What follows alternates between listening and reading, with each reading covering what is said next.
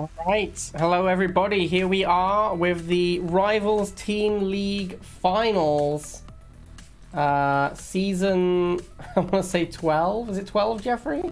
It's 11, but you were close. 11. So close, so close. There's been a lot of them. Season 11 Finals. We are going to be showing the Group A Finals. But yeah, here we are today. We got Jeffrey here, my co-host, as always. How you doing, Jeffrey? Hey, I'm good. You know what? It's been a while since we've done some competitive rivals, so I'm looking forward to it. It's good. It's nice to, you know, boot up the old machine, as it were. It is. And let me just... 3, 2, 1. New objective received. All right, hopefully we have Jeffrey able to see the game as well. Yep, I've got it up. Perfect. All right, here we go. So Alex is playing the Suzaku APC. And BR is playing, shockingly, BR Nod. Yep. What a Although surprise. I believe he has, I think he has made a slight concession, right? Because he used to play Militants. He goes back and forth. Like, sometimes he'll play the Militant Laser version, and then sometimes he'll play the Flame Wheel version. I don't remember the difference, like why he chooses one over the other, but he does go back and forth on them. I always remembered the BR Nod as being this exact deck, but with Militant instead of Flamer. So he would play Militant and Wheel together. But now he's playing Flamers instead. I don't know if this is like something he does sometimes, or if he now does it all the time. I think in this metagame, it's insane to play Wheel for Militant. I think it's pretty bad. I think Flamer is so much better, so maybe he's just doing it actually as a concession to metagame. But that perhaps. That's very unlike BR to do that.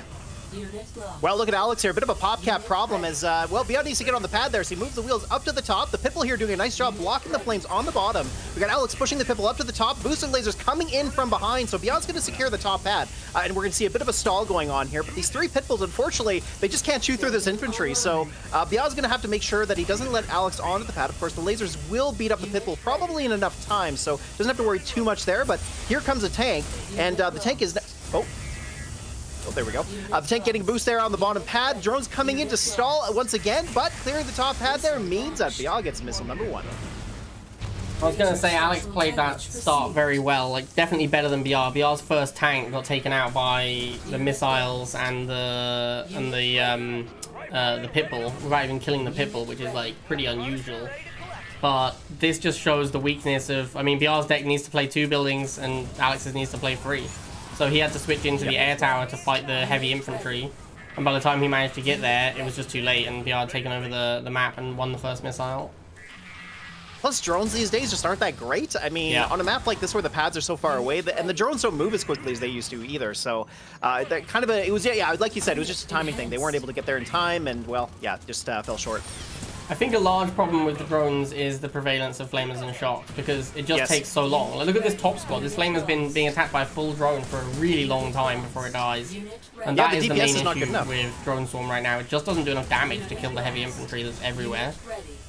Well, now that Alex has all 3 buildings online, these Orcas taking names, can we see another missile here from Alex, or is BR going to clutch it out in 2? So these boosted flames are chewing up those missiles, but the boosted drones coming in. Unfortunate, though, because even though they did get most of the flamers down, the bikes came in quickly from behind, so the Orca moving in down below. It's going to clear up only one set of the bikes, though, and oh, nice split shot there for BR, so that means both squads do live for a little bit longer. Another Orca coming in from behind, going to clear up the bike on the bottom, and the drones are going to last just long enough, but hold on a minute. Oh, the boosted bikes make it there just in time. The boost on the Orca will reload quickly enough, but the missiles do make it there. BR being distracted, not getting the block on the bikes, and that allows Alex to take missile number 2.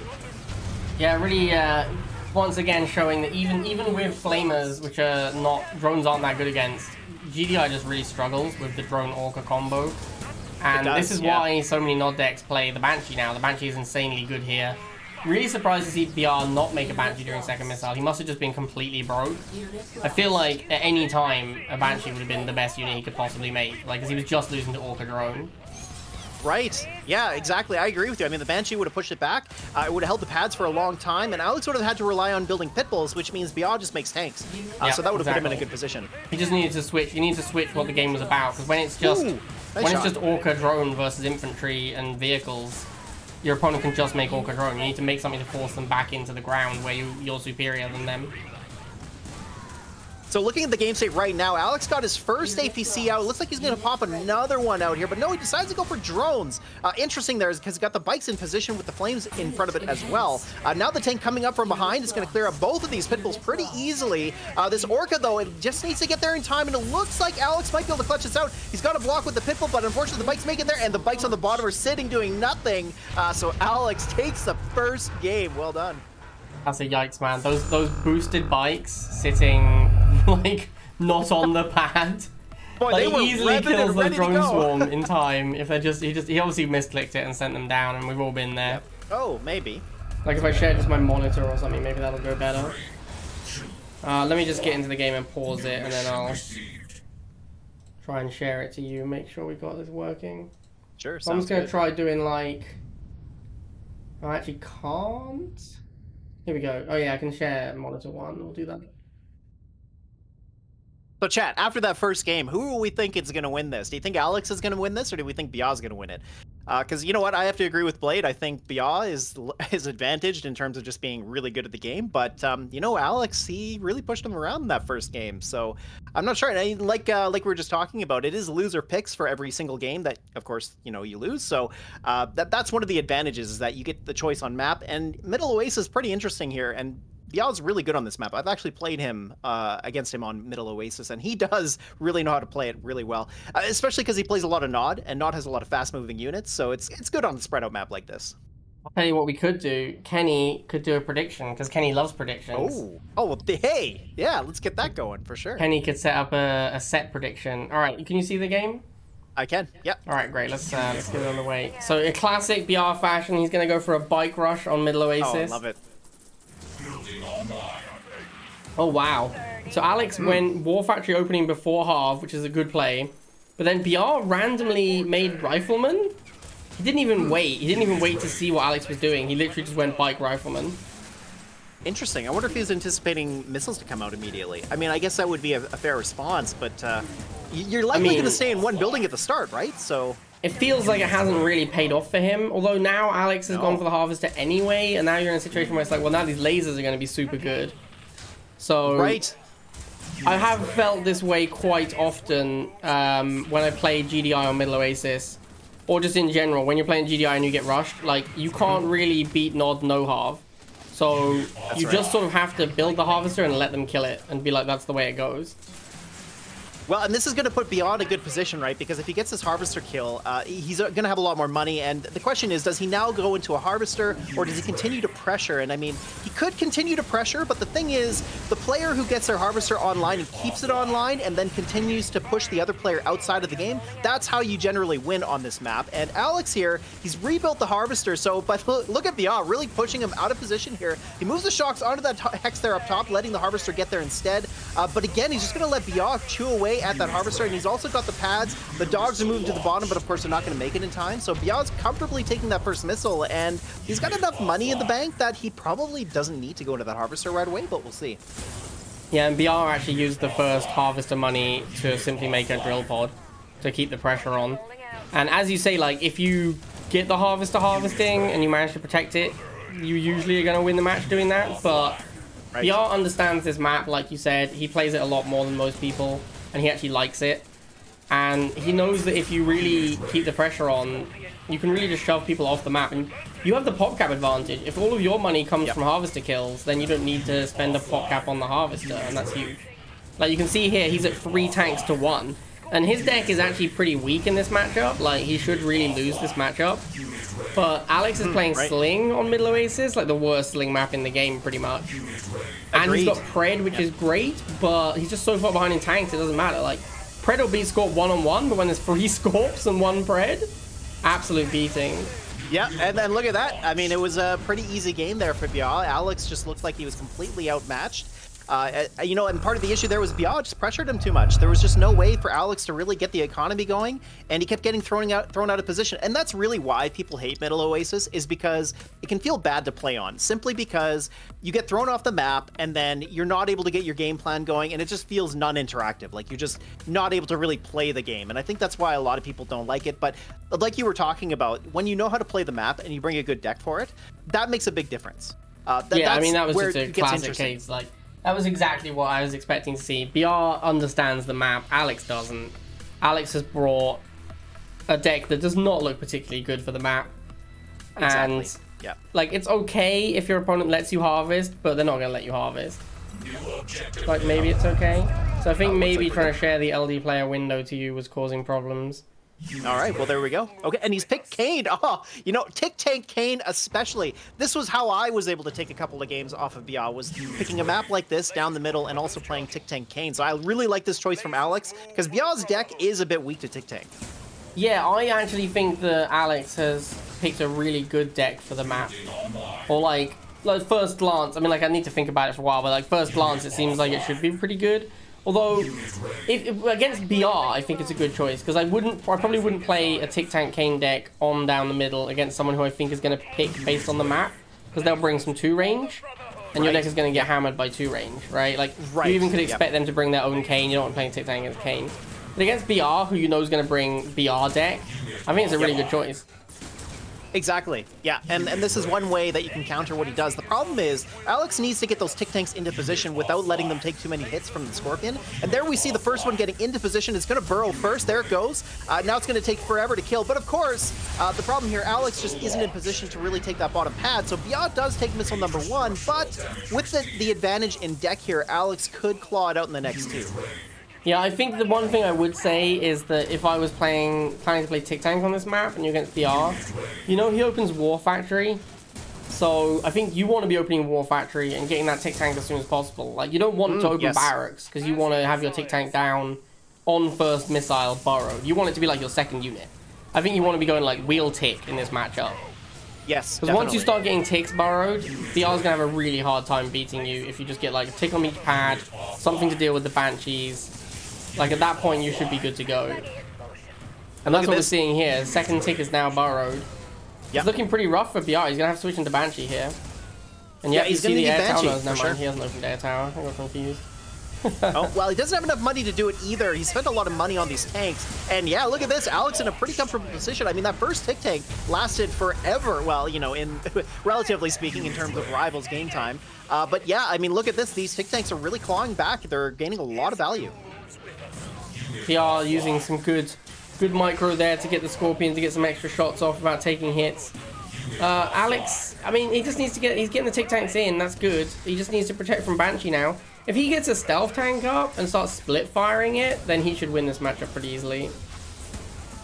Ooh, yeah, these Banshees are definitely causing a bit of a problem. I mean, you think about how many shots it takes for Banshee to kill a Tick Tank. It's a lot. But like you said, these stealth tanks could be really instrumental in winning this for him.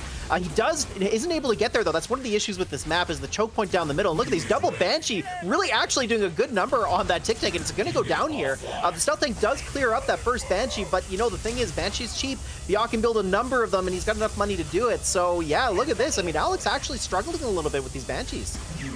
Yeah, I think that perhaps putting that Tick Tank all the way forwards where he couldn't protect it properly was a mistake.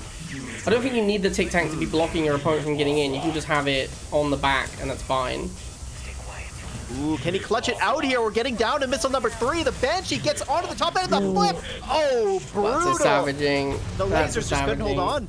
Oh, man. Very close game, though. Alex really did bring the right tool for the job, but yeah, just couldn't get it done in the end. That was a pretty close game, though. It was a well-played game by both sides, but yeah, too bad there. I mean, the Banshee was surprisingly really good, and I guess it was just because he was a bit pop-capped, and like you said, threw that Tick Tank a little bit too far forward. He needed to push it back a little bit and just hold the ground. Here we go.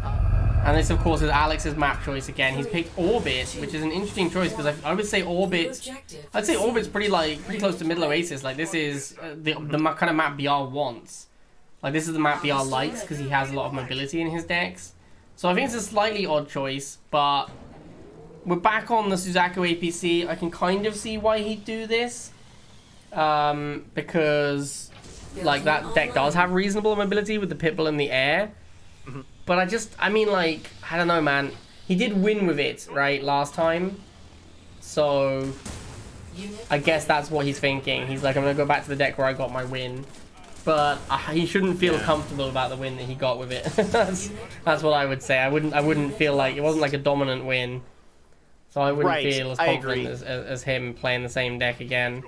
I mean, there were a lot of misplays from Bia in that first game, and it could be that maybe he just wasn't fully warmed up. It certainly didn't look like classic Bia gameplay to me. Like, for the most part it was, but like at the end of the game there when he missed a block with the boosted bikes at the bottom pad, you know, like that's kind of stuff, for example. That's unusual for somebody of Bia's caliber, but, you know, nobody's going to play a perfect game every single time, right? So I have to agree with you. I think maybe what we should see from Alex here is to continue to deck counter. This is not exactly the counter I would expect to see, but, you know, having said that, I mean, it looks like it might be working out, but the Orca, is it going to be in time? Gets down to the bottom left there, and the Scorpion does make it over to the right. Of course, it's going to be a bit of a liability with that Orca hanging around, but it looks like the bikes coming in from behind are going to clear up that Orca, and they do! Oh my gosh, getting an almost free kill on that Orca. Huge value gain for Beyond. That is going to clutch out missile number 1. Yeah, and again, Alex has to go 3 buildings, which is really bad for him. I guess he doesn't have to go 3 buildings. He actually doesn't need his war factory, but he built it anyway. And I think that's a big misplay. I think that actually you have to fight the wheels with your barracks and then go into air tower. I don't think you can afford to build your war factory in this matchup. Like, you build it for the second missile, but you can't build it first missile. That's a misplay. And you see that BR, again, what's this Harvester doing? That's an awkward misplay. That's savage. BR's going to punish it as well by blocking, so it takes even longer for it to start harvesting again. BR, again, like, BR understands how to play these maps. Like, this is not where you want to be playing against BR. He understood the map. He put all of his stuff bottom, because those 2 pads are close together. You can support your units. And just ignored the top. So he was upper pop cap, because Alex had an AFK unit up there. And then once BR had complete control of the middle, he just sent up the unit that he knew beat whatever was at the top. And took it down, no problem. And it's just completely dominant this match. Like, absolutely dominant this game. Completely, yeah. Alex just got pushed back too far. There was really no way for him to claw back. And on a spread out map, that gets really difficult, right? Like, how do you find a way to get back into the game when you're that pushed far back? Just too many mistakes from Alex in the end. And so the first game we're going to be on Fighting Pit, as I said. Let's see what decks they have brought. 3, 2, 1. New objective. And there it is, Killer with 2 2-range units, Watashang with a just very odd deck, actually. Flamers and Chuggy with Scorpion, that's very unusual. I guess he's just playing Chuggy because he wants to Jade? But then why not just play Chems? Whatever, this is a slightly odd deck from Watashang. In terms of matchup advantage... I mean, like, Killer's how got do a you huge beat advantage, right? MLRS as Watashang? I guess you have Jade, actually. Jade kind of counters MLRS straight up, so... Yeah, it's like an 80 for right? 70 trade, which isn't too bad. So actually, I think that Watashang... I think this game could go either way.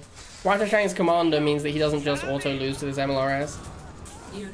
Yeah, I mean, if he gets a cloud down and he's able to get a good Jade missile off it, and he might not even need that, like, just dismantling one part of this fortress setup could be all he needs to do, because we're talking about a deck here that has 5 specialists in it, right? Except for the missiles. So once you get rid of one of those parts, it opens up a possibility to overcome that. But here, Killer is getting that first MLRS into position, and that's a really good spot to put it as well. And one of the reasons why it's so good on this map is because MLRS shoots over the missile silo. So Watashang smartly putting those bikes on the bottom right, and those riflemen nearly didn't make it in time, and the Spanish Shatterer taking down those flames. Very good. Of course, he is going to need these Banshees as well. Does mean Killer just needs to build 1 Sling, but he's pop cap. Doesn't have enough pop cap here to build one, and the first MLRS is down. And here comes the Slingshot, but it doesn't look like he's going to need it to take this missile as, well, the missiles, the Shatter, and the Rifleman on top there do it for him. That was kind of unfortunate, because I think Watashang played that first missile really well. He did, yes. Like, I don't know, I'm going to give him the benefit of the doubt and assume he was doing it on purpose, but he didn't put the bikes on the bottom right until the missile was about to fire, which meant that when his Banshees came out, the missile was, like, super close to firing, and if the Shatterer hadn't been boosted, there's no way he would have cleared the pad in time, and Watashang would have definitely taken it. I'm going to assume that Watashang was doing that on purpose, because that was a really good play. And it's just a shame that he didn't get rewarded for it, because I feel like he deserved that missile. Yeah, speaking of good play, like, look at this movement on the Scorpion tank, moving it in and out, and kind of unfortunate there, Killer, after he had that MLRS setup, it unloaded on the flames up top when the Scorpion was in range, so a bit of a misplay there. That's one of the issues with MLRS, is the fact that you have to constantly retarget it to make sure to get the most value out of it. But look at this, it fires on the bottom Scorpion, he gets a second MLRS in place, but here's an issue with the way Killer's playing this, he doesn't have an option here to deal with these Banshees, so, you know, that's a problem here for Killer, and Watashang really putting on a lot of good pressure. This is exactly what he needs to do. He needs to keep him off the pads as much as he possibly can. But having said that, the missiles clear up the Banshees very quickly. The Chuggy comes in from behind, but that MLRS is going to clear it. And, well, there it is. Missile number 2 for Killer. Pretty close game, though, having said that.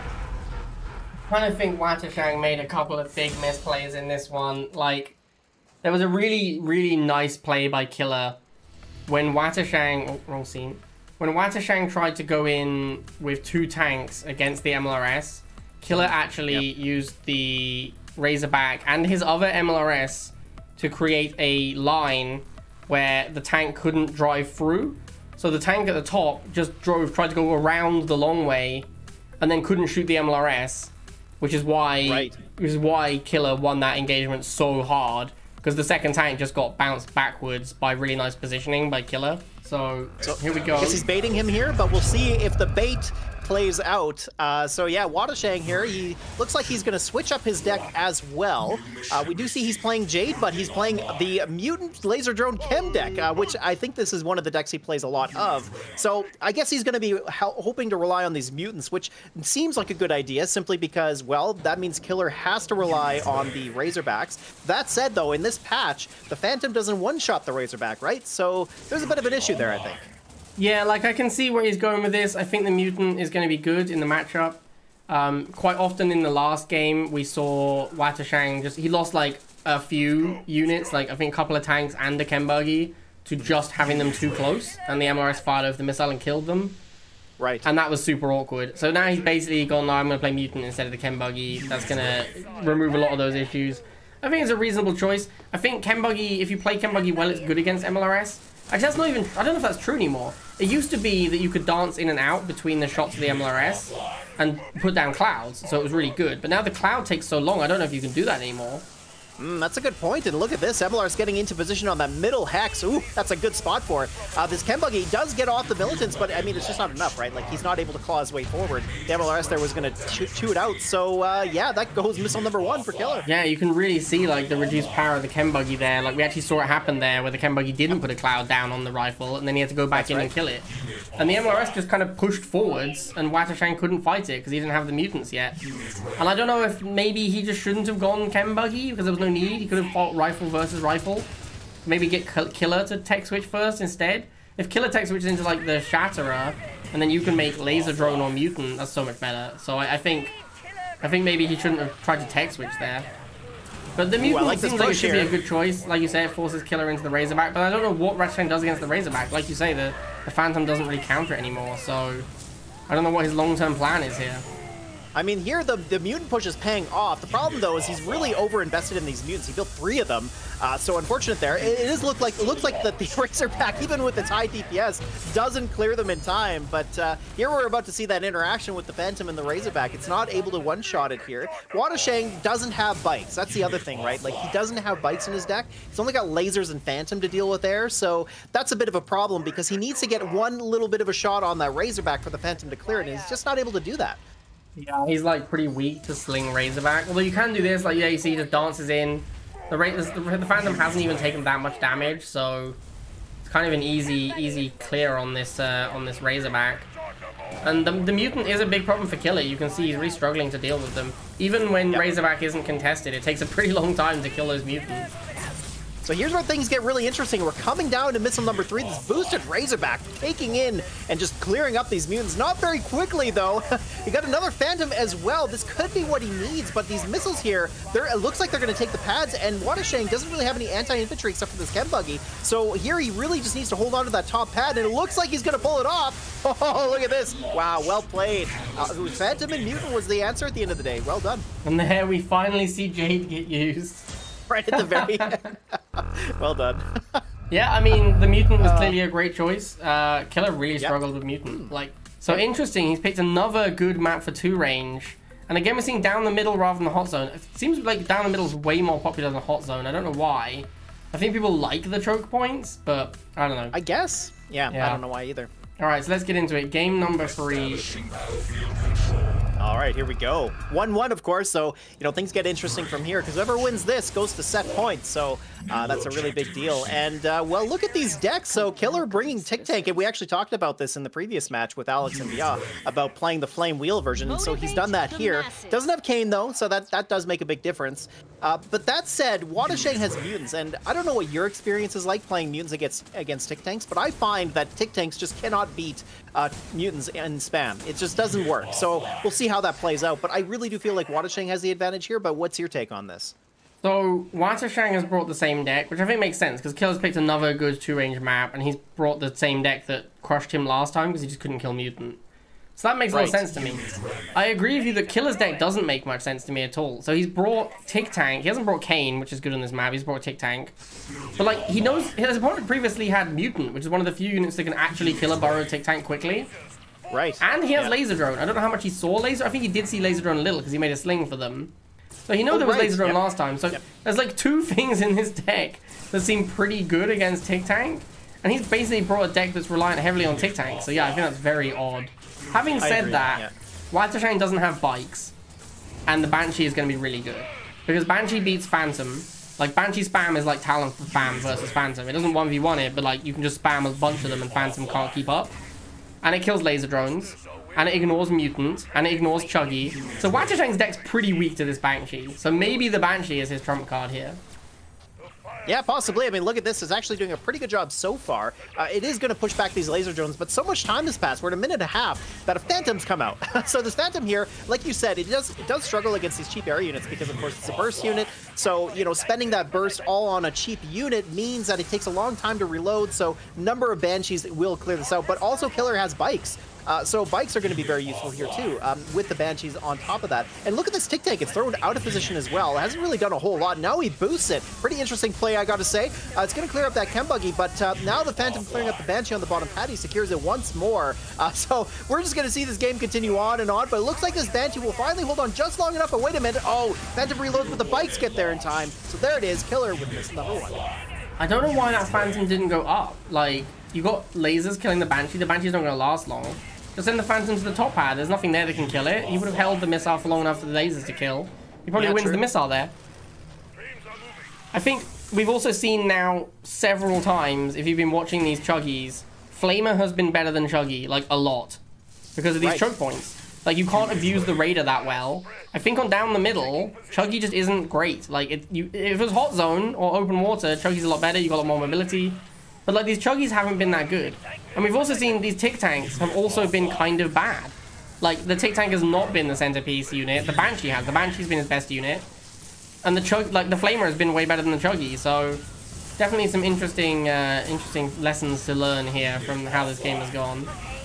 Well, can Watashang get the second missile? He's got that Phantom on the bottom pad, but the Tick Tank makes it up the top. It's going to actually clear up those lasers in one shot, I believe. Yep, there it goes. Laser Drone's coming in from behind. It's going to clear up that Tick Tank, so the missile should stall, but we've got the flames coming in from behind. So yeah, again, a stalled missile. These Tick Tanks really just not doing a whole lot of anything.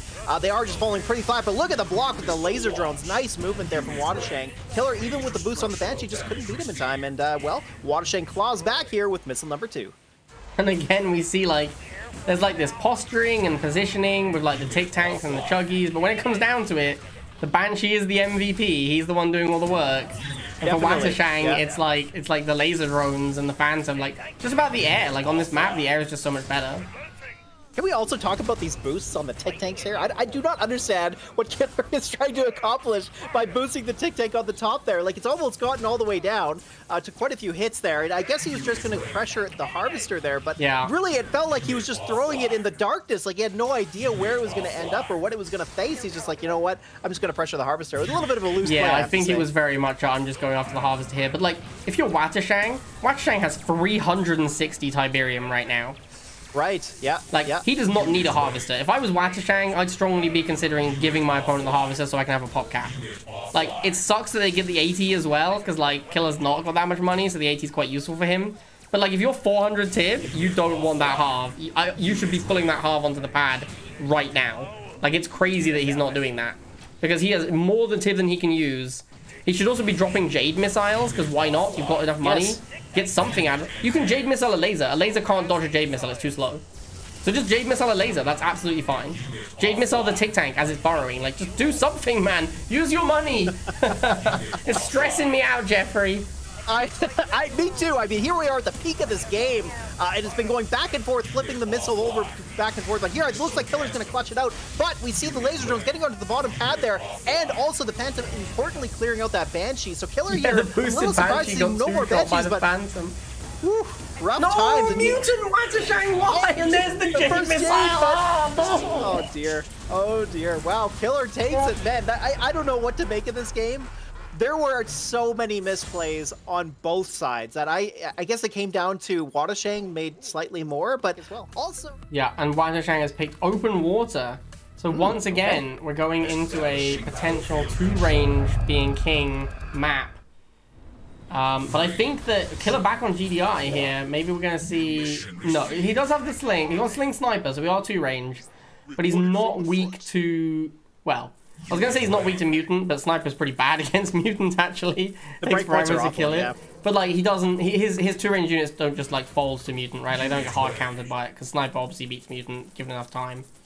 Watashang has switched the laser drone to Inferno, which is interesting. Yes. I think that makes sense on open water. It's very easy to get double kills on open water because the whole map's a straight line. Like you fight in a I mean, look at this map. You fight in like a 3x5 area. It's tiny, the area you fight in. So I can definitely see Inferno being a good choice here. In terms of who has the map advantage or deck advantage, I just think Chuggy is just not the one anymore, and Chuggy's gonna get slapped around by Grens as well. So then he's going to have to go Inferno. It's going to come down to the Inferno versus Slingshot. And I think at the moment, sad though it is to say, the metagame heavily favors Slingshot against almost everything. What happens is the Inferno comes in, you can maybe kill a Sling, but then you trade it for the second Sling. So you're down like 40 tib, which is a huge amount. So... Well, here we go, missile number 1, and Killer clutches it out there. The Gren Sniper combo being just too good. And no surprise there, like you pointed out, the Chuggy...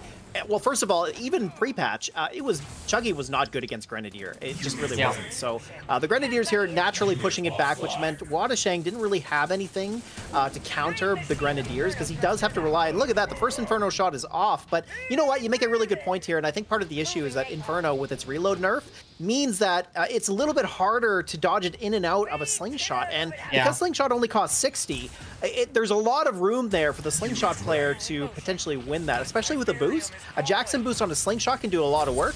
So here it comes, right?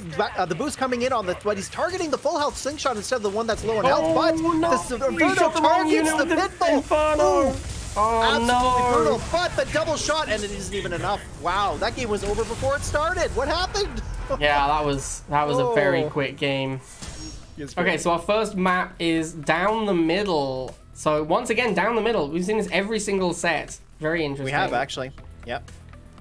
All right, so here we go. First game. Toby taking on A99. We got Jade again. I tell you, I gotta say, man, I'm very happy that Jade is good now, or like at least playable. I don't know if good is the word. Probably not. I think good is fair. I know she's not great, but she's decent. She's solid commander choice. I'm very happy with this again. I like playing Jade. Yeah. A99 going full fucking Sweat Lord, playing the actual balls to the wall meta deck. Oh boy. Yep. Like full on Sniper Razorback meta deck. Toby's open rifle though, which is a huge punish. He doesn't. The rifles were shooting. You need the rifles to be up and left one, so they're next to the spawn point, but not actually shooting the base. Because you can get a lot of damage on the snipers when they spawn, if they spawn next to rifles. Yeah, that's right. So snipers only have, I believe it's 150 hit points per sniper model, and riflemen do 110. Are you kidding me? Yeah, snipers it's very low. Are actually made of tissue paper.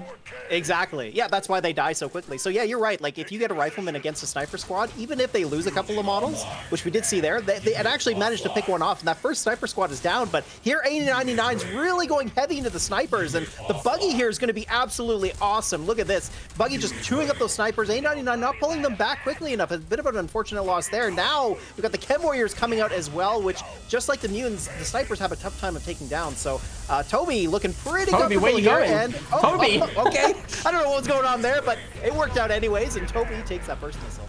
Yeah, that buggy tech switch was absolutely brutal. A99 was having a really tough time with the sniper missile opening, and the buggies just sealed the deal. There was no way he could really win that missile. Toby now, of course, needs to take advantage of this. I think, obviously, the longer the game goes, the worse it's going to get for Toby. Like, his deck is way better in the early game. Once A99 gets his Razorback online, like he's trying to do now, it's going to get tough for Toby at that point, because he's playing Stealth Tank. And Stealth Tank without Oksana, that's difficult, man. Killing a Razorback with Stealth Tank with no Oksana, that's difficult. Right. Yeah, that's a really good point. Yeah, the Razorback is tough to catch, especially like we expect 8099 to be, he should be good enough to extract a lot of value out of the Raider of the Razorback, which we see a lot in these high caliber games. So I have to agree with you. And so far we're not seeing that though, right? Like these Grenadiers have come out, which is a very good choice. I mean, Toby really only has Chem Warriors, and as long as he protects the snipers well enough, he should be able to do that. But here comes that first Razorback. So now it's coming out, just but too it might late. be a little bit too late way though. Too late. Toby's in really good position here, and yeah, 899 just can't get onto the pads. So, I think if A99 got to the Razorback and started doing stuff with it, Toby maybe was in trouble, but it just never got there. Wait. Eruption. All right, nice. I like this map. Yeah, this is the map. This is like my go-to map for when someone asks me if they want to like play some customs. I'm like, yeah, we're playing Eruption. Yeah, it's a good map. I like it. I just think it's like, yeah, I mean, I wouldn't say it's my favorite map, but it's like a solid. I don't feel like it really has any strong favoring. I guess it is, again, a pretty good 2-range map because a 2-range unit in the middle covers the whole journey from, like, everything through the middle gets wrecked, so. Yeah, that is true, and the middle tends to be where the focus is on this map. So just like we're seeing here, we've got the double dog against the laser militants, and they're all happening right in the middle. So A99's cut the Razorback here to play dogs because he got so destroyed by the opening. Like, he's like, okay, I'm just gonna play a 10-cost opener because he got so wrecked when he opened missiles, which has often been my experience when you open missiles. Like, opening missiles feels so bad, so he's decided to play a 10-cost. Toby here has gone into tank to fight the dogs, which is super awkward. Because then A99's just gone straight into this Gren. This is an easy A99 missile. Like, if you can't win against the dogs with your barracks and you're forced to go into tank, the real feels bad. Right. I mean, the militants just aren't going to chew up those Grenadiers quickly enough. Even if they were able to get them down to one model, it doesn't matter. That single model is going to hold the pad. So there was just no way there for Toby to get back on there. And yeah, pretty easy missile there for A99. I mean, this is one of the risks you run when you don't play bikes. Like, if you lose the barracks versus War Factory start, then you don't have a switch quickly. Like, you're in trouble then. Double Gren and Sniper. I don't see how Toby ever gets through these Grens. Like, this combination would have been really good in the last map if A99 had ever had enough money to get to it, but he just didn't. So I guess the question is, can he protect these snipers well enough? And so far he is doing that. The Grenadier in front of the snipers are doing quite well. And look at this. The Chem Warriors are just having a bit of trouble chewing through them quickly enough. And the Grenadiers with so many hit points, they have the same amount as mutants do. So that kind of gives you an idea of how long it takes. And look at this. But here comes a Jade Missile. Nice movement on the snipers, though. Pulls them back just in time. And that means Toby didn't really get a ton of value out of that, as the Grenadiers and the dogs were already pretty low. But here he's pushed the snipers way up. He's got them right against the militants here. And the Scorpion tank goes down. Again, Toby not really looking like he can push up. The Buggy, he doesn't really have a choice here. The Chem Warriors, even if he makes them, just aren't going to get through the Grenadiers in time. So here it is, A99 with missile number 2 and game number 2. That was about as one-sided as the first game, but the other way around. It was. Yeah, so game number 3, as you say, Toby's map choice now. He's got open water. Interesting choice to go open water when you just lost to Sniper Gren, which is like an incredibly good deck on this map. Right. And yeah, we see A99 bringing Sniper Gren again. Interestingly, both players now playing Iron Cannon. I think that, well, Toby's deck is like a super aggro Iron Cannon deck. This is like a, what's the guy called who used to play? Reb Solomon. Reb Solomon, that was it, yeah. It's not quite Reb Solomon, but it's very close to Reb Solomon. No jump jets, right? That's what he's missing here. Yeah, I think Reb Solomon had jump jets, and I think it was Talon instead of drone, because that was back when Talon jump jet was super good. Right, yep. But yeah, exactly. This is... Oh no, he had drones, didn't he? I actually can't remember. I think he did have drones. But yeah, maybe you're right. I think it was jump jets instead of missiles, and then it was this deck. Unit lost. But yeah, I mean, it does work sometimes. It is a risky strategy, though, right? Like, it's hard sometimes to get enough value out of your cheap units to actually get to an Ion Cannon. Oh wait, he's no-half. Oh wow, you're right. He hasn't built a Harvester yet, so he's just going to try and clutch it out. He's doing the Harvester strat. He's doing the Paphlagon strat, where you go dog missile first missile, and then Harvester after you win it. Interesting. This is the Paffy 2 strat. I've just remembered the Reb Solomon was Rifle, Jump Jet, Dog, Pitbull, Talon, Drone. He didn't have Orca. Oh, okay. Because Jump Jet was good enough back then, he didn't need the Orca as well. And then people added Orca. People who weren't good enough with his deck. Because a lot of people copycatted him, a lot of people couldn't win with it, and they put Orca in because they weren't good enough to win without it. So really yeah, it's basically like a Reb Solomon. But he's doing Paffy G style, where you go no half first missile, and it's paid off. Got the first missile very comfortably. Isn't even that bad economically now. Like, he's doing okay economically because the deck's so cheap. So really interesting to see that. Well, that's what I was going to say is, like, even though he built the Harvester really late, the fact was he collected enough value out of his units that not only he got the missile, but he actually didn't fall behind in economy. He's actually going toe-to-toe here with A99. Here comes an ion cannon on militants, though. What is going on there? That is a very unusual play. That I guess he was trying to anticipate something coming out. That has to be like a misclick, right? Because all he did was kill militants, didn't matter, and it was too soon to be, like, for the missile. That has to have been a fuck up. Though. Yeah, I have to agree with you. I don't know what the point of that was. I mean, maybe he was anticipating units coming up, but the timing just wasn't there. And here comes another ion cannon. That's a good ion cannon. That was much, much better. That was a good ion cannon. Allowed him to win the missile, so well done. Wow, and Toby just crushes it. So this is A99's map pick, and he's gone for Middle Oasis, a true BR gamer. Yeah, and he's playing Seth because he understands that Middle Oasis is one of the maps where Seth is the best commander, not Chorus. In fact, he's just playing BR deck. This is literally BR's deck. Pretty much. And he's bike rushing, and so is Toby. So we're gonna have a no-halve mirror. Oh, he just about gets all 3 bikes off. He misclicked his bikes there and sent them back, but he manages to get all 3 missiles off still. If he had lost the bike before it fired, he'd be in trouble now because he wouldn't have killed off the bike model. It looked like A99 took ages to build his second bike. Looks a little bit like he was trying to, like, considering going tank second unit. Ooh, interesting. The yeah, second look, set of bikes there. I think he's going tank third unit now. Yeah, I think you're right. A99, yeah, coming out with the tank, and not a bad choice here. I mean, 2 of the bike squadrons are down to 2 or 1, so they're not going to really do a lot of damage against this tank here. And the question, though, is, like, what does Toby do from here? Does he save his money, try to get a Harvester online, block with the bikes? But no, in fact, he's gone with his own tank. So, I don't know. The wheels here could be a big advantage because of the cost and the fact that they can absorb tank shots. It's really going to come down to tank micro here. The wheels are definitely going to be better than the buggy because the buggy has no targets. But like you say, it's not going to be super relevant. It's just going to be about tank versus tank. Ooh, and it looks like it's pretty even, although that second set of bikes there did get 1 missile off on that lone tank. So, the Scorpion from A99 clears up.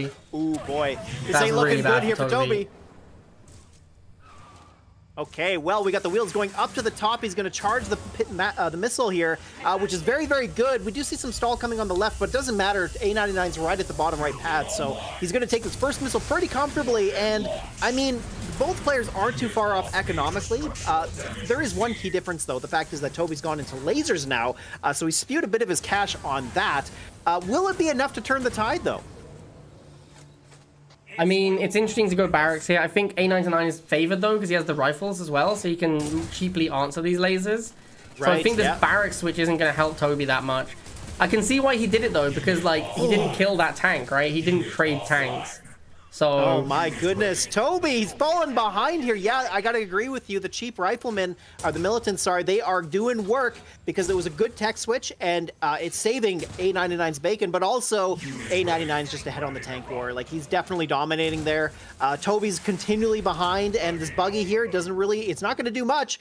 And all that has to happen here is A99 just needs to block the tank on the bottom left pad there, and he's got this. So we'll see if that takes place, and surprisingly, I see Toby pulling the tank back. I thought he would have tried to chew up those wheels and get on the pad, but it doesn't matter. It's on the top pad, so there it is. A99 with a really nice win. I'll tell you what, man, if you're going to bike rush on Middle Oasis like that, you better be ready. You better be ready to commit to your no-half plan. Hey, and I don't think Toby was. It's also 1-1 in the overall sets, so that's right. Yes, this is pretty much a nail biter right here. A lot of pressure, yep. Establishing battlefield control. Right, so here we go, A99 versus Toby. Well, as you say, on Castaway, Toby's pick. We're seeing Solomon, so are we going to see... There it is, the Reb Solomon, well, the semi-Reb Solomon again. A99 back on the Grens, but no sniper this time. He's gone Shocks. I wonder why that is. I'd be really interested to hear A99's logic for when it was on Castaway, I didn't want sniper anymore. That doesn't... Maybe because it's like a little bit more open, but that is a very odd choice. And Toby, once again, PAF-VG strat. Going no-half first missile, dogs plus missiles. And A99 is just getting wrecked. I mean, like this, I've played against a bunch when Pavlagon does it as well. It's like, there's not a lot you can do. Like, if you have rifles, if you have like rifle missile, you can fight it. Because you can just go rifle missile against dog missile. It's kind of okay. But yeah, if you're not opening, if you're like heavy infantry, it's really tough to fight this. that extra pop hat makes a big difference. I mean, I've played a lot of no harm myself, and just having that extra unit for a blocker, or especially when you play dogs are just so good. Dogs take so long to kill. It does, and even look at this, we got the boosted missiles, and it doesn't really matter. He just built another set of dogs, came in from behind, and there it is. He has no Harv here, but I do expect him to build a Harvester right away. He's got enough money to do it. Yeah, again, this last dog was a misplay. That should have just been a Harvester. Like, he'd already won the missile. The extra dog there was irrelevant, so he definitely fucked up there. I mean, it's only like a few seconds, but it's a few seconds that could matter a lot when you're not harvesting. Like, that's a lot of extra money. Like, the difference between no Harv income and 1 Harv income is colossal. It's huge. Yes, definitely. Yeah, but having said that, he does have his Harvester going here. So the question is, Toby winning that first missile, I mean, he has clawed things back here pretty good. He's in a good position right now, but he does need to make sure he's got enough money for an Ion Cannon, because on this map, Ion Cannon is absolutely devastating if you can pull it off at the right time. And we did see Toby do that in game number 3, so I'm fully expecting him to pull it off again here. But, you know, the question is he going to have enough money to do it and contest the pads at the same time? I'm just not sure if Toby can... Like, Toby just can't kill heavy infantry. Like, he has drones and rifles and dogs. He can't kill Gren Shock. He just can't. And we're seeing it here. This one... Here it comes, the Iron Cannon. It doesn't get the Gren, though. And he just can't kill this Gren. Like, it's just indestructible. Maybe it's enough. He doesn't get on the pads in time. I don't think... He just can't kill the Gren. The Gren is on his back pad. And it just won't die.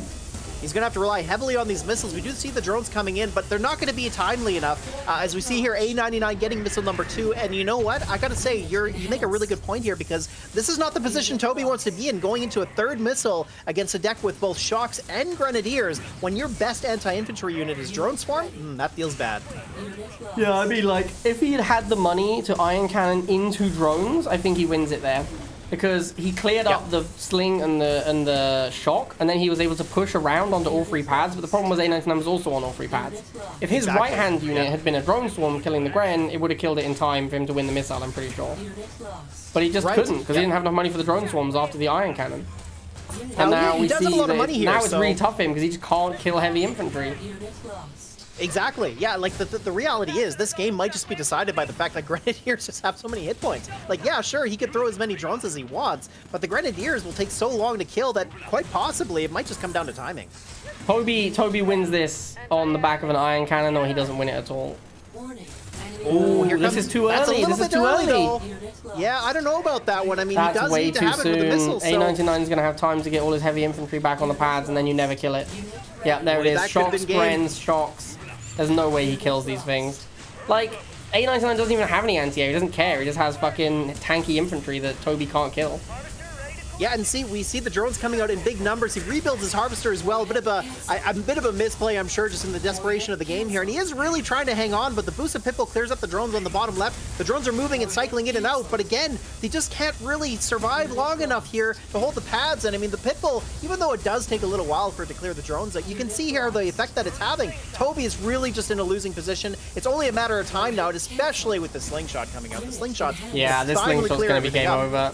There it is. Now imagine if you had that Ion, right? Oh, the just obliterates those drones. Wow, well played game by A99. And all right, let's get on to it. So this is map 1 is Broken Mesa. Ooh, okay. First time we're seeing this. I like it. So Tommy with Strong Arm, Alicia with Oksana. 3, 2, 1. All right, let's have a look at these decks here. So we see Alicia playing, well, you know what? We know that she likes to bring interesting and different decks. Like, she liked to play Rockworm quite a bit. And the thing is, Alicia's just so good that generally she can play these decks that you'd look at and go, that doesn't really make sense competitively. But because she's just so good at shutting down her opponents, it doesn't matter. You know, she can do these things. And the truth is, sometimes these units just work really well. But here she's playing Catalyst Gunship, which in this patch, really not that great.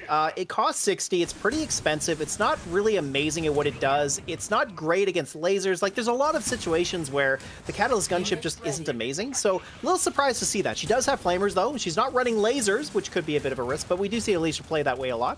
And here, Tommy, he's playing a triple infantry deck with both jump jets and shocks and missiles, and Rhino with Predator and Sling. That's kind of interesting. So what do you make of this matchup, Blade? I actually think Catship is pretty good against Missile and Laser at the moment. I feel like... Because I feel like it's bad, but maybe it is good. I feel like the last buff it got, it's actually pretty good against them. I think it can, like, go into and clear 2 in a row, 1v1, pretty comfortably. Yes, it did get buffed, didn't it? Yeah, okay. Yeah. Maybe you're right. But, like, the unit definitely sucks, don't get me wrong. I think against lasers and missiles, it is decent, so... Well, that's not a bad role for it to play. I suppose just, you know, in terms of against heavy infantry, which is what you want to use it for, since it is your tier 2 anti-infantry. But, you know, maybe it's not going to matter. We'll see. We do see here Alicia clutching out the missile, though. We got that Scorpion taking a lot of names there, dealing with that Predator tank very comfortably with the boost. And, of course, double flame there to clutch things out. So, really nicely played by Alicia.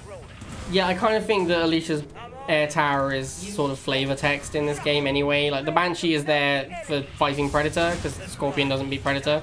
But I think the Catship is literally, could be a ham sandwich. I don't think that unit's gonna even... I'd be surprised if we even see it. Like, maybe she makes one at one point as a joke, but yeah, I don't think it's a serious part of this deck. Like, Flamer is gonna be the answer. She's gonna win this game with Flamer tank. Like, that's what's gonna happen. Right, and so far that's what we're seeing here. And I mean, the thing about Shock versus Flame, of course, it all matters about who gets into position first. And so far, Alicia's been getting the upper hand that way. We do see her moving her Flames, though, against the Shocks there. And I think those Shocks are going to win that engagement. But it doesn't really matter here. The Slingshot, though, kind of unfortunate. Tommy was a little delayed on that as the Banshees. I mean, there were 2 of them, but the Slingshot really just fell out of favor there as the Scorpion tank was able to clear it out really quickly. And now Alicia gaining position once again. That Banshee on the top pad holding it against the Predator tank, which so far, even though the Banshee doesn't clear the Predator tank very quickly, it's just doing a good job of holding the pad. And here we see a second one go down to the bottom just to stall things out. And finally, that buys enough time for this Banshee to clear up the Predator. The Flames get onto the top, clearing that laser, the missile, and that should buy her enough time here to clutch this out. We'll see, though, as we're getting down to missile number 2. There it is, the one Catship. Oh, it does deal with the jump jets pretty well, though. I guess because of the fact it's going to beat the Rhino. It'll beat the Rhino 1v1, I'm pretty sure, because it'll put down the clouds. Raider and the Banshee, look at that. Wow. Oh, my goodness. What a weird game that was. That's a good point. Let's move on to game number 2. So this is Tommy's pick. He's gone middle Oasis. Oh, my God. BR has got into these guys' heads. Like, if you join... If you join Odin's Misfits, I think BR then spends the next, like, 2 years talking to you about how you should play his deck on Middle Oasis and bike rush everybody. Because every single person, I feel like every Odin's players we've seen now who's lost a game, except Watashang, has picked Middle Oasis and bike rush. And Alicia has gone tank first. Oh my God, wow. Absolutely savage. Wow, the Scorpion tank opener is not something you see often. And, you know, we could see a bit of punish coming here from the lasers, but I don't think so. I mean, Alicia is going to use these wheels to good effect. She is going to be able to buy enough time for her to at least get to her Flames if she needs to. She just has to make sure she protects the Scorpion tank as much as she can. But wow, what a brazen opening. I mean, you've got to assume that Alicia, like, just knows that they're all gonna fucking bike rush on this map, like. Right. Well, for sure, it's reasonable. Absolutely. I mean, like, I think Tommy could have maybe just spammed bikes against the tank. I don't know if that would have worked out, but like, a tank's pretty expensive. You made like 3 bike squadrons against 1 tank and a couple of wheels. Pretty hard for the tank to hold that off on its own. I mean, Scorpion with the faster fire rate compared to Predator tank, it does a better job against bikes, so I'm not sure. It's hard to say, but maybe you're right. That could have been the way forward. Either way, though, look at this. So Alicia's bought enough time to get to her Flames. Of course, you know, the wheels are going to take some, it might take a model off here and there. And the Scorpion tank is low in hit points, but she does have enough here to buy bikes. So that's really, really important. She just has to play the pads really well. And look at this. She sent the Flames down. Very smart play there as Tommy's lasers just have nowhere to go. So this is definitely going to be missile number 1 here for Alicia.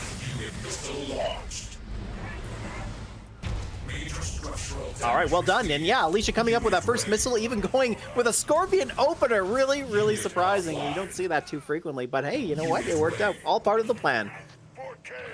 Yeah, I mean, this is kind of just like, this was kind of a build order win. Like, Tommy opens bikes, Alicia opens tank and just kill all the bikes. Yeah. Yep.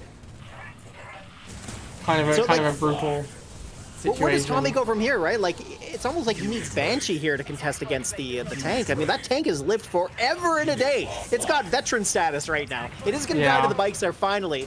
But Also, because of Alicia's good map positioning, she's built a Harvester, and this is one of those situations where you're like, okay, well, you think maybe building the Harv at this point might be a bad idea, but the real reality is here, it's going to solidify the win, I think, because she's just going to build her economy up. Tommy is still playing no Harv, and it's just a matter of time here before Alicia snowballs him out of the game, I feel. Yeah, I mean, now she's got Harv as well. Like, Tommy maybe takes this missile with extra pop cap, but probably not. Like, he's probably just too far behind at this point. Even if he does take it, it's like, where do you go from there? Because Alicia can just start pumping out tanks. Right. Yeah, and I mean, right now, it doesn't look like she's really going for the throat here. She's building wheels. She boosted those bikes into a set of 2 bikes with lasers behind. But doesn't really matter. I mean, Alicia, you know, she's the type of player where even if she loses the first or the second missile, she'll just win it in the third. That's generally the way she goes. And right now, I mean, you look at the economy difference here, and you look at how fast Alicia's gaining Tiberium, it's way quicker than Tommy. This tank here is going to be so important for Tommy. He's got to make sure he protects it well and gets a Harvester kill to try and get his economy going, but, you know, Alicia's going to make that very difficult. Yeah, it's just impossible, because, like, Alicia has her own tank now. She's got the boost as well. Like, this is what we were saying. Like, Tommy was able to win the second missile simply by having the extra pop cap, but now Alicia can just start rolling out tanks and flames, like, a lot of tanks. And his way to fight tanks is tank, and he can't afford to keep up, so it's going to be pretty difficult. Looks like he is going to get a Harvester kill here, but, I mean, we're almost all the way up to the third missile here. Alicia just needs to take the paths. She just needs to block the wheels on the top. Actually, it doesn't matter if she gets the bikes on the bottom left. It's going to clear up those wheels in time. We got a set throw pod coming down. It is going to hold the pad against that tank. But, you know, again, Alicia here has just got to buy time. She gets a nice block against the bikes on the bottom right, or bottom left, and there it is. There she goes, missile number 3, and takes the game. It wasn't really close, though, actually. It looked like Tommy nearly was going to clutch it there because of a couple of missed blocks, but nope, Alicia was able to get it in the end.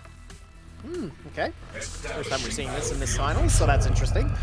You know, Open Prairie is an interesting map. I guess one of the issues with it, though, is, I guess, well, I was going to say 2-range is decent on it, but not really. I mean, only certain 2-range units, so maybe not overall. I guess one of the issues, though, is you can get a lot of pressure on the Harvesters, potentially, because it gets so close to the pads. There is one advantage with that, though, is the fact that you can pull the Harvester really easily, you know, as long as you you manage to do that. But look at this deck here. I mean, Alicia bringing Borka, which I think, you know, Borka in its current state isn't amazing, but I have seen it do work. So on a map like this, where it's spread apart and you got the rocks in the middle, a flying unit like that does make a lot of sense. I guess the question is Borka actually going to be any good when Tommy's got Banshee to rely on?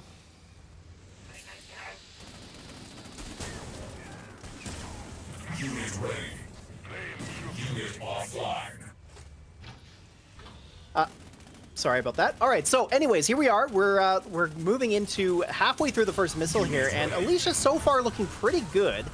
The Flames here are doing a lot of work, though, against the Riflemen and the missiles here. So Alicia's going to have to pull back, but she gets into Razorback right away. She's got all 3 buildings online, which is a bit of a surprise going into that first missile, so clearly she saved up enough money to get there. The bikes here are going to cause a lot of havoc, though. I mean, of course, the Razorback can't get through those. So really, it looks like this is going to be Tommy's missile, but... yeah, okay, so she doesn't move the missile onto the bottom pad there. That allows Tommy to take that first missile, so it was really, really close there. A little bit of a misstep from Alicia, but either way, Tommy comes up for that first missile, and actually, I'm not sure if that is the first missile that he's won. I could be wrong about that, but it might be. Yeah, but having said that, interesting deck choice from Alicia here with the Borka. Right. Yep. Like, I don't know if Alicia's played any rivals in like the last 3 years, but she's really like catship and Orca Bomber. Right, well, what I was saying at the beginning there is, like, Borka seems like a reasonable choice for this map. Like you said, you know, if we're not talking about current patch. I have seen Borka do pretty well in some matchups, but on a map like this with the rocks in the middle, a flying unit like that does make some sense. But, I mean, really the question comes down to, is Banshee just going to be too good against it? I mean, here we are, though. Like, look at this slingshot just absolutely destroying them, and maybe that's going to be the answer. Yeah, I mean, like, in terms of the matchup, like, Alicia will bring a tank and an anti-infantry unit, and then she doesn't really care what the rest is in her deck. Yeah, and, I mean, Alicia did drop that first missile, but look at this. Coming back comfortably, winning missile number 2, just throwing Tommy way back. These Razorbacks being very difficult. And, you know, that's one of the issues here in this meta right now, is the fact that Razorback is so difficult to deal with for Nod. The bikes are supposed to be a really good answer for them, but... they just don't seem to get the job done. They don't catch it as well, especially with the delay in the second and third missile.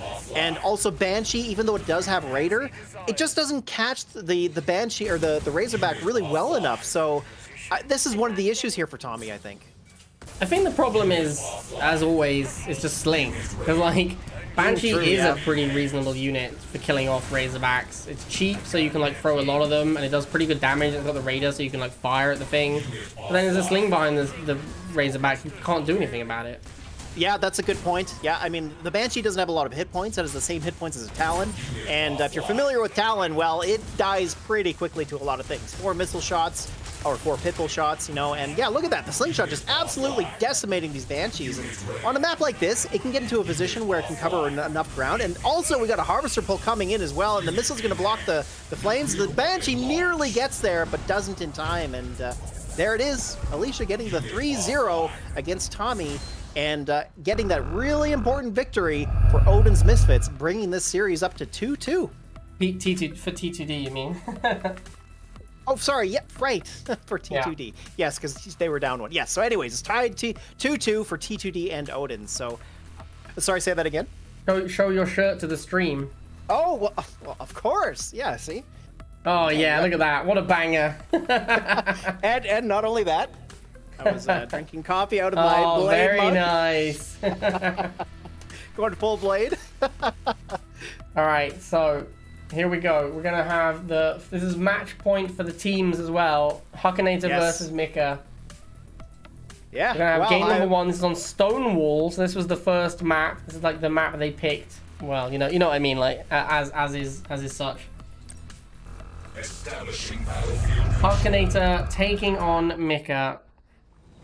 Ooh, I don't know what to make of this. I mean, I feel like this is Huckinator's win. You know, he's a super strong player.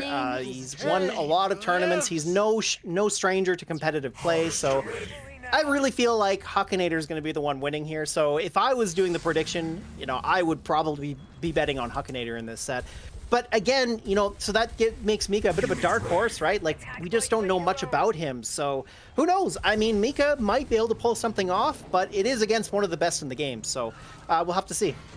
Huckinator in Elite Army, by the way. That's unusual. But yeah, Huck is playing the Huck Nod deck. I've been playing this deck a lot as well. I think this deck's super fun. I don't actually think it's like the best Nod deck in the game, but it's pretty, like, Scorpion Buggy is good. Chem Warriors are fun to play. Jade's fun to play. Mika playing Flame Tank Scavenger. That's odd. You don't see that too often. I mean, Flame Tank. Yeah, that's really weird. He's getting absolutely slapped here. I mean, like, these Scavengers have such a bad time against Buggy. Like, Laser already loses, and then Scavenger is just worse in combat than Laser. So Buggy is really tough for them. Exactly. Yeah, like, and the thing was, Scavengers were a lot better when they had movement speed. Once they got nerfed to having the same movement as lasers, that's really when they got a lot worse. Because when you could dodge them in and out of engagements a lot easier, it was a lot easier to get value out of them, like, to use their mechanic.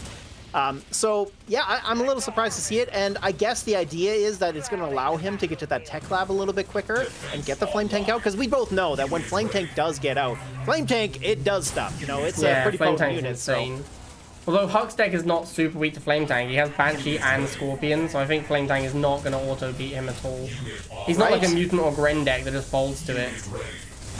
Well, and very smartly here. Oh, hold on a minute. I thought that was missile there for Huckinator, but we saw a bit of a flip going on. But no, actually, Huckinator did get that first missile. Very importantly, having said that, though, look at the time. I mean, we're almost at 2 minutes into this match, so we're almost definitely going to see a Flame Tank come out. I guess the question is, like you're pointing out, is it going to be enough? I mean, Huckinator's got enough tools in his deck to deal with it, so it may just do nothing. And, well, here comes the first one. Yeah, right, so I mean, like we said though, Flame Tank not actually. Well, Flame Tank Laser or Flame Tank Scavenger is still pretty difficult to. Oh, nice, very nice Jade missile there. Yeah, Flame Tank is a scary unit. Like, it's not insane versus Huck's deck, but Huck does. I'm not actually. No, Huck can just switch into Buggy Tank. He doesn't need to play chems at all. That's true. That's what Huck should be doing. In fact, he should just. Yeah, there it is. There's Buggy. Okay, well, I mean, we got these multiple Scavengers here surrounded by the Flame Tank, and good positioning here from Mika, making sure that the Flame Tank's triple shot isn't hurting his own Scavengers, because, well, you could get friendly fire. But there goes down the second one, and so far, the Flame Tank really has looked a bit underwhelming. As long as Huckinator can continually push it back here with these tanks, but actually, there's a bit of a problem here. Huckinator's a little bit strapped for cash. That Jade Missile cost him a lot. And you know what? I mean, it's not really looking like neither player is really ahead economically, and we got 2 Flame Tanks coming out. Ooh, boy, this is actually looking not too great here for Huck. Yeah. Okay, so can he clutch it out? He just can't kill as many Flame Tanks. Like, we've said it a bunch of times. Flame Tank is an insanely strong unit. Like, the stats on Flame Tank are outrageous. Oh, they are, absolutely. It's basically a double ground unit like MG, which it isn't like statted that, like in the card for it, it doesn't say that it's good against vehicles, but it actually is quite good against light vehicles. I mean, it'll chew through bikes and pitfalls pretty easily. Yeah, I mean, this Scorpion tank almost died to just fighting 2 flames. Yeah, exactly, right? Yeah, look at this. I mean, Mika here, smart player, he realizes that this Flame Tank is actually doing some work, and he just keeps pumping them out. I mean, I'm a little surprised to see that a 90 cost unit that really isn't amazing against tanks is actually doing quite a good job. I think Huck spent way too much money on chems that were cleaned up by the Flame Tanks. I think as soon as Flame Tank came out, he should have just been making buggies and tanks. Yeah, actually, you're right. Yeah, I mean, what point is there to make chems? Because, well, you watch Flame Tank chew through infantry, and it is insane how quickly it kills infantry. Like, look at that. Laser, well, I mean, it didn't sit there and shoot at it the whole time, but my god, it is blast disgusting. damage as well. He's just, like, randomly killing the back squads. It's such a beating. Oh, and the Cane Tower as well. Good. Flame Tank is so insane. What an outrageous, unit. Boy, Huckinator here not looking too great. I mean, I'm a little surprised to say this, but the Flame Tank has just been absolutely dominant. And, well, Huckinator did try to pull the Harv, but you see there, it's just not able to get onto a pad. And these Flame Tanks have proved to be too difficult. And also part of the problem here, too, is that the Chem Warriors were very expensive, like you pointed out. All right, okay. So this is basically upside down open water. That's right. The thing about Rorschach is like an open water where your opponent can go for your half without going through your units. That's like the main difference between Rorschach and open waters. The halves are a little bit more open. Yep. Huck is playing his GDI deck. I've been playing this deck as well. Again, I think it's okay. I think it's kind of fun, but like it's definitely not the best GDI deck again. No Pitbull feels bad, right? Yeah, I mean, like it's okay. It's a decent deck. It's not a bad deck. It's just not. It's definitely not like the best GDI deck because the best GDI deck is Grenz, like hands down. Yes. Well, to be fair, if your opponent's just playing Flame Tank, you really don't want to be a Grenz sniper deck. That's hard fucking counters you. Like you're gonna get absolutely hammered if your opponent has Flame Tank. Well, you know, a little shout out to your Flame Tank video, but in that video you did play against Grenz, and you could see that Flame Tank is just a monster against any infantry, and that's one of the refreshing things to see in a meta like this, where you actually have an effective tool like that. But it is insanely effective. Like it kills Grenz in like what, 2 or 3 seconds or something like that. Like it's ridiculous. Yeah, like. I made the video, right, with like Flame Tank new meta, question mark, because like it just beats the GDI meta deck, like it smashes it. Like if you get a Flame Tank out, you just smash that deck. Well, speaking of smashing, we got this Giga coming out, and the Giga here is in a really good spot. Of course, this is a good map for it as well. I fully expect Mika here knows what he's doing with the Giga. He's going to protect it, but question is, does the Giga really work well here? I mean, Huck is a really good player. He's got Ion Cannon, and the thing about Ion Cannon is it can work, but the cost difference between the Giga and the Ion Cannon generally means like it's not hard for the Giga player to just keep spinning them out. So I fully expect here Mika to be in a pretty good solid position. He's got that Giga really well set up. He's taking down that first missile. He's just got to keep his position from here, and he should win this. Yeah, I mean, this is, like, the Huckinator deck is weak to 2 range. That's why it has Solomon. Like, the deck looks like it should be a Jackson deck, but you just can't beat 2 range units ever if you play Jackson. That's why there's a Solomon. And you can see, like, Huck is he's played a map where 2 range is really good. Mika's brought 2 range. He's getting fucking slapped by it. Like, he's getting destroyed. He can't save up for an Iron Cannon because he's getting wrecked. He's just spamming missiles trying to get to Iron Cannon, basically. Well, and an issue here is the Razorback is not able to deal with the Chuggy. Like, if he was playing Flame Giga, the Razorback has a role to play, but in this matchup, it's a bit tough. Now, of course, Huckinator here is smartly playing a lot of missiles, and that's kind of where you need to be. The Giga nerfs did make it so that missiles actually compete against it a lot better, and same with the Chuggy nerf. But the question, like, the thing is it going to be enough? And here comes an Ion Cannon, and already Mika's moved that Giga out of the way, and he's got well, he didn't have all 3 pads there, but he was in position to clutch out that middle pad, so that was another dominant game there. Already going up 2-0 against one of the best. This is pretty impressive stuff here from Mika. It is worth pointing out, too, that Huckinator did play for the All-Stars last season, and he moved from the All-Stars to Odin's this season, so... That's true, that's true. Huck did play for T2D. In fact, there was some drama there, I believe. I don't know the specifics of it, but I know that Huck did play for T2D. There was some drama, and now he plays for Odin's. So being in this position against your old team can't feel too great. So I'll see what Huckinator can do. But yeah, his back's up against a wall right now. He's got to bring something that's going to make him win here. So I like the fact that he's brought snipers. I think that's a really good choice, especially on open water here. Mika here, I think he was expecting Giga, but Huckinator's switched into Orca, which I think was a good choice. Yeah, well, this is his old deck, right? This is like his original sniper deck, his comfort deck. Okay. That he said was the best deck in the game last patch, even though the best deck in the game was actually Chuggy Inferno. Right. Yep, yeah, exactly. And Mika bringing the Giga Chuggy again. Obviously, the Orca's going to help him a lot here. But if Mika can get Giga, Chuggy, couple of Banshees up to block the Orcas, I guess then Huck can do like Sling to clear out the Banshee blockers. So it's not like a, I don't think there's any unit combination from either player that just shuts down the other player. Right. It is a bit awkward for the Sling, though, I guess, because of the fact that it can't move and shoot at the same time. So I guess that does make it a little bit awkward, but you're right. I think in terms of matchup here, there are options for both sides, so it should make it an interesting match. Here comes the Giga Cannon. Let's see if this is going to take control of the middle. Ooh, there's the Orca, though, and Mika's not close to the Banshee, and he's boosted the Giga as well, so this Orca is just going to one-shot it. Yeah, this Orca is brutal. Very good timing on the Orca. It's not enough to protect his infantry from the Chuggy, though. The sniper's going to have a hard time. He is going to kill this Chuggy. He doesn't kill the Chuggy. I think he should have been shooting that Chuggy. A little bit of misplay there. And Mika swings it around and gets the first missile despite losing that Giga Cannon. T2D now 1 missile away from winning this series. Yeah, which would be an incredible result. I mean, Huckinator, we all know him, he's really good. But to get dropped out 3-0 like that would be pretty brutal, especially, like you said, he's their star player. And I mean, here we're putting a lot of pressure here on Huckinator, but reasonably so. Huckinator here has to win this. And yeah, being down that first missile, pretty brutal. I mean, where does he go from here? He's just got to continue to gain map positioning back, right? Like, he's got rid of that Giga. That's really, really important. Mika, though, he's got enough money now to build Banshees and Giga, so he could do what you suggested, which is throw a couple of Banshees in front of the Giga. Maybe that'll be enough, and then it forces Huckinator into this weird, awkward position, but he's actually looking pretty good here. I mean, we're coming down to missile number 2, and look at that. Oh, he gets the Giga with the Ion Cannon. Good timing as well, because he's got enough time to buy here, and that should be missile for Huck, and there it is. All right, Huckinator making a comeback. The Huckinator not dead. Odin's Misfit still has a chance. That's right, there's still a chance. Yeah, that meme from Jim Carrey, absolutely. Yeah, but the snipers here are doing a pretty good job. I mean, the main thing they need to do is just continually shut down the lasers, and as long as Huckinator can throw these Orcas, or not the Orcas, the Gigas with the Orcas out of position, then he should be in a pretty good position to win this from here. It's pretty tough, though. Mika's been quite a good player. I feel like Mika's deck choices line up pretty well against Huck as well. They do. Yeah. Oh wow, Insta Iron Cannon the Giga again. Oh my god. That's what feels bad if you're Mika. Every time he like gets the cash together to make a push, it just gets Iron Cannoned.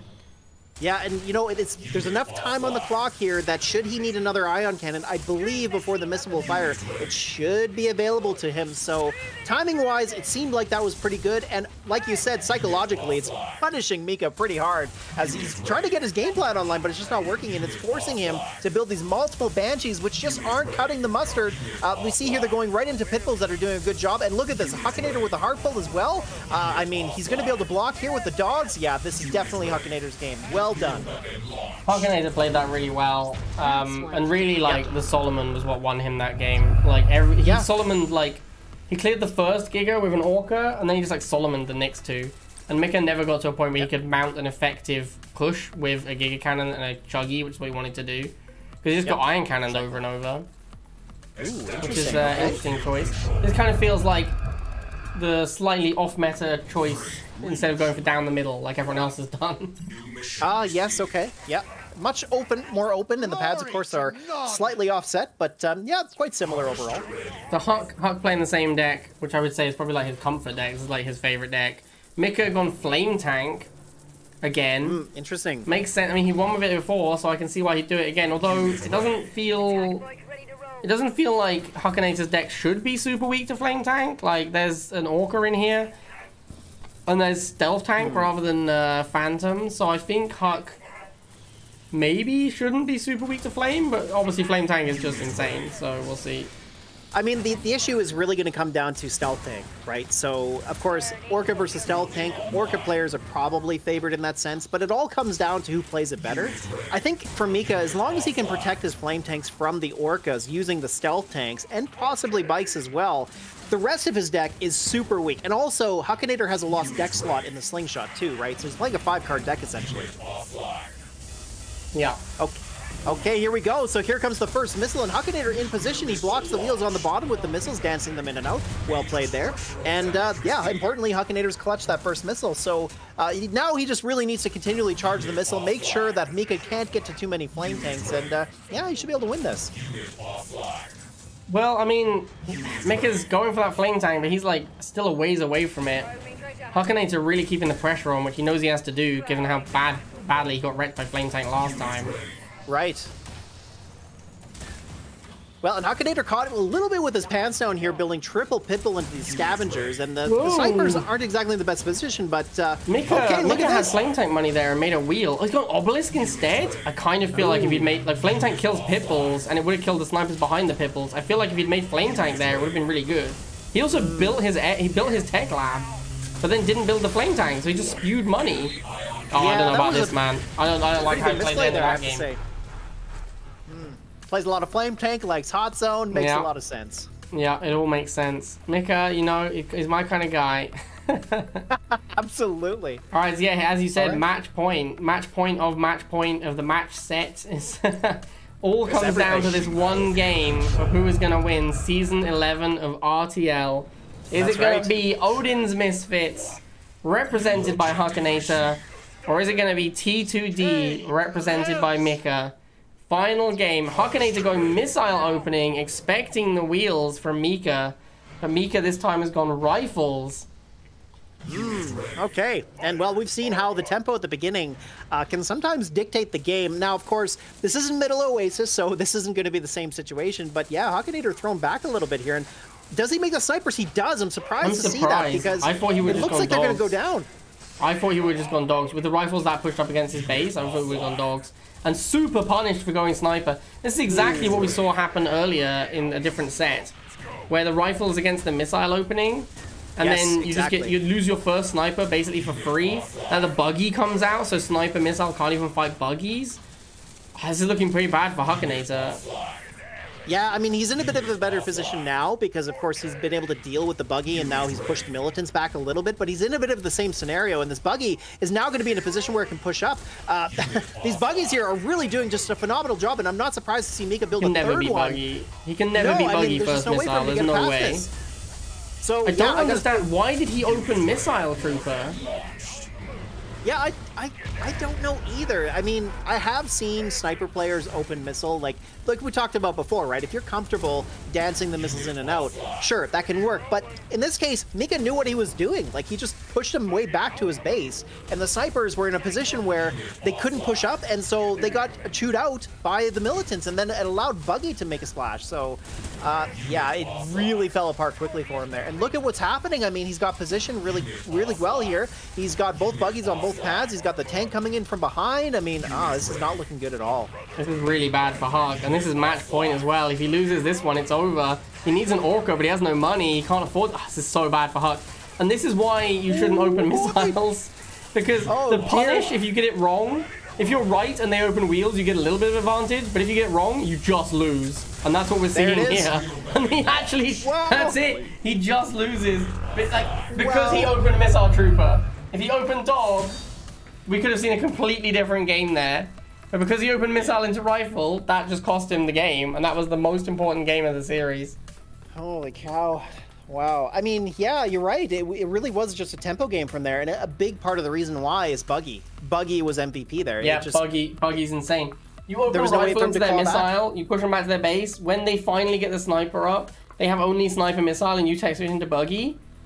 There's nothing you can do. Like, there's no time. Like, and if Huck had just opened Dog, the cost of opening dog against like wheel is pretty low. Like I don't understand. If he thought it was going to be wheel and he'd open dog into pitbull and Mika opens, I don't know, like wheel into tank, is that really that bad? Like, and the punish for getting it wrong was so big. It was massive. It was everything. Absolutely brutal. Absolutely brutal. What a crazy end to that really series. And then T2D, your season 11 champions. Well, taking congratulations. Down Odin's That's Misfits, amazing. the reigning champs, 2-time reigning champ. Alright guys, I hope you all enjoyed that, and I will see you all next time. All right, take care, everybody.